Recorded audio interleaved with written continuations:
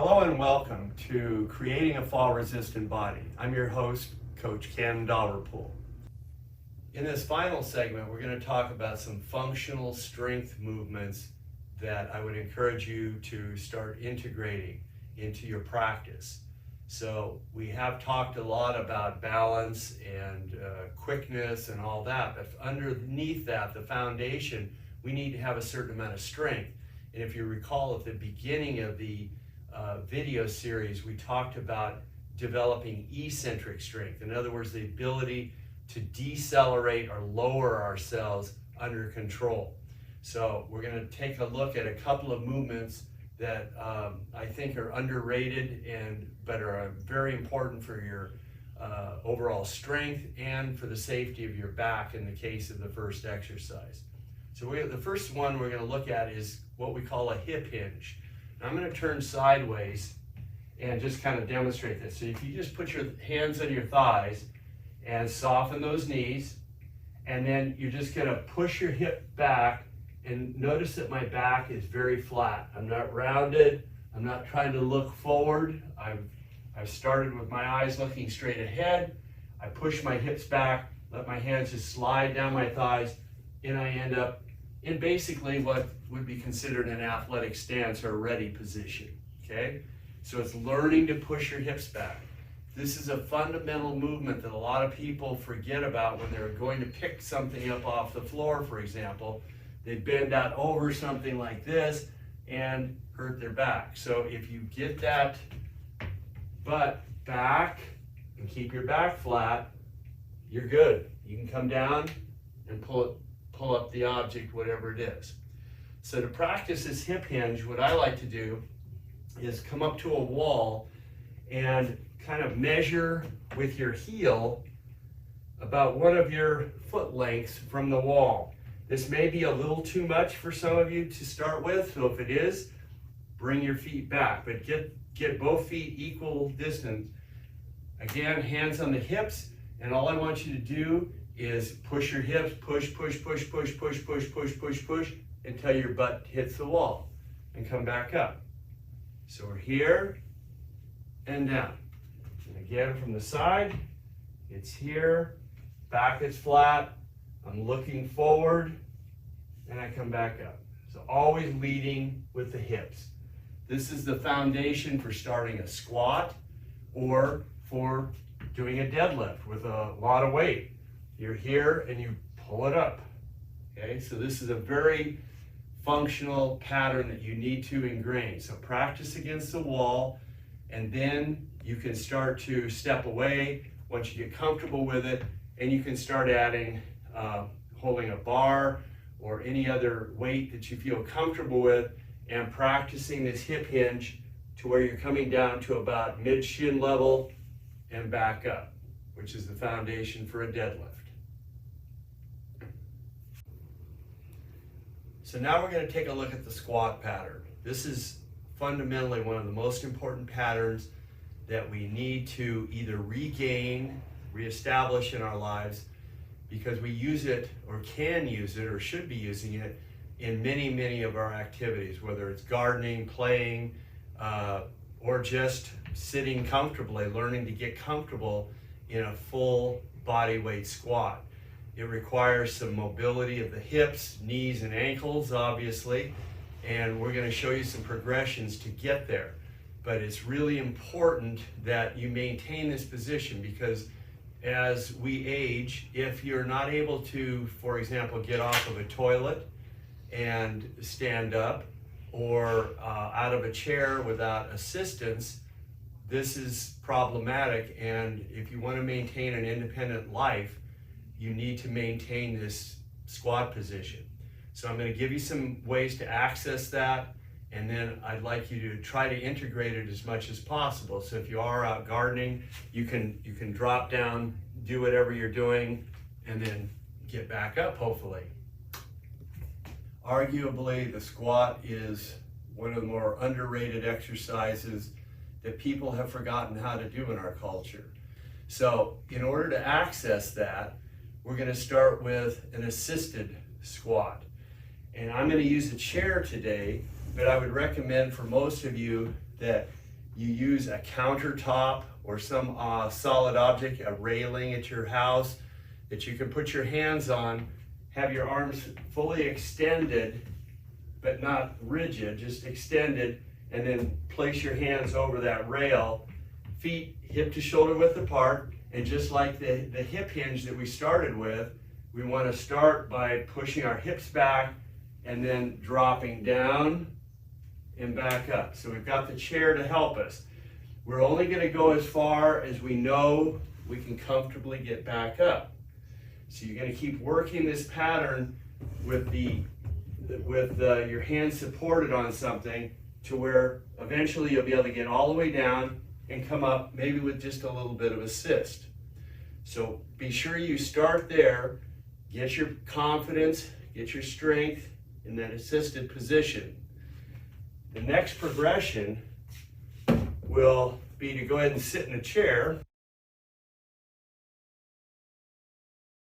The next progression I'd like you to try is what we call sit to stand, which is literally what it says. We're sitting in a chair, not laying back, but sitting up. Get your feet hip to shoulder width apart. And what I'd like you to do is put your hands forward, and as you rock forward, you're going to swing your arms back. The only caveat to this is when we go down, I want you to reverse that. I want you to push those hips back just like we did in the hip hinge, and let your arms come forward, forward, forward, forward until you feel the chair with your bum, okay? So again, arms forward, you're gonna lean forward just a little bit, sweep the arms back. Now I want you to pay attention to one detail that often gets missed, and that's my knees. As you stand and as you sit, we do not want our knees to come in. So we don't want to be in this position where we're going like this, and then when we come down, we don't want to get into this knock knee position. If anything, you want to push your hips out. So I'm coming down, I touch, come back into the position. Sweep, stand, and then count 1, 2, 3, 4. So I'm slowing myself, lowering myself slowly.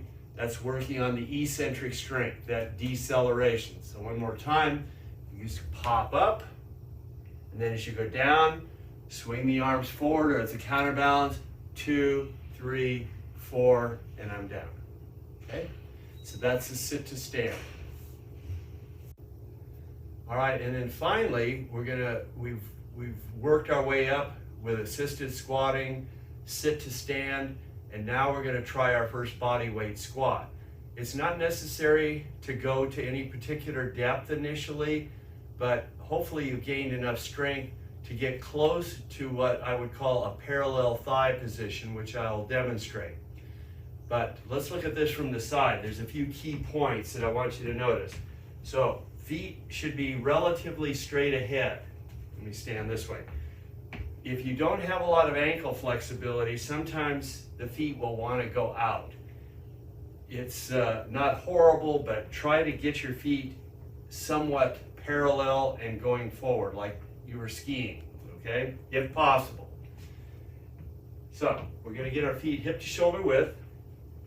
I'm going to let my hips drift back. Remember that hip hinge position? And as my hips go back, I let my arms come forward. I'm coming down, down, down, and I'm probably pretty close to a parallel thigh here. Notice my shin angle should be about the same as my torso angle.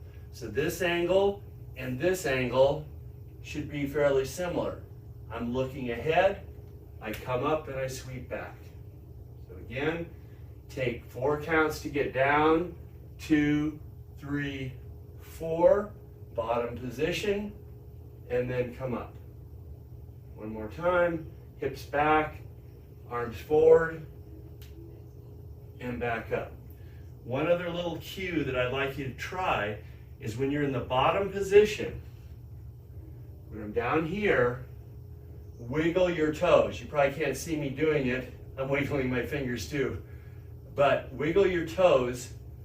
That will tell you that the weight is properly distributed between the base of your toes and your heel. So we don't want our weight back on our heel, and we don't want to be up on our toes. We want our foot nice and flat. The toes should be able to wiggle in that bottom position.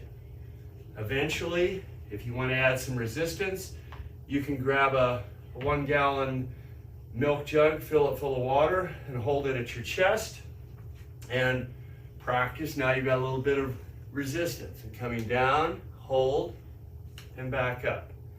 It's more important that you work on body weight strength right now. Don't worry about adding a lot of weight at this point. You can always do that, but really master your own body weight. That's really the key. The final squat pattern that we're going to work on is something we've already talked about when we were working on our balance, and that's a single leg cone touch, or touching whatever object you can manage. We earlier demonstrated touching the top of the back of a chair and the seat and so forth. Hopefully at this point in the program, if you've gone through the whole progression and your body weight squatting without any problem, you can probably do something like this. The main thing is make sure you soften your knee when you start. I'm shifting my weight over to my left side. Hands on the hips until you get ready to reach. Come down, touch, and back up. Now notice the distinction here. I'm going to turn sideways. Notice that I'm actually bending my knee and pushing my hip back to touch the cone, as opposed to this. Not the same thing, okay? My left leg never bent during that process. So we don't want to just do this and touch the cone. We actually want to lower ourselves. So we're pushing our hip back, our knee is soft, and we're just going to slowly come down, touch, and come back up. Okay?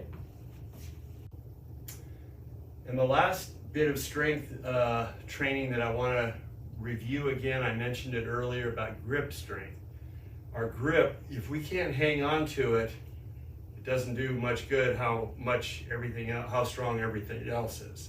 So taking one of these squishy balls and working your grip strength, you can use, make a dough ball.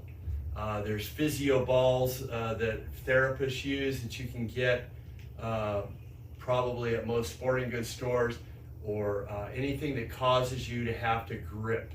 You want to make sure that you maintain that grip, because like I said, if you may have handrails or there are railings on stairs and so forth, but if you slip and can't hang on, woo, you're going, okay?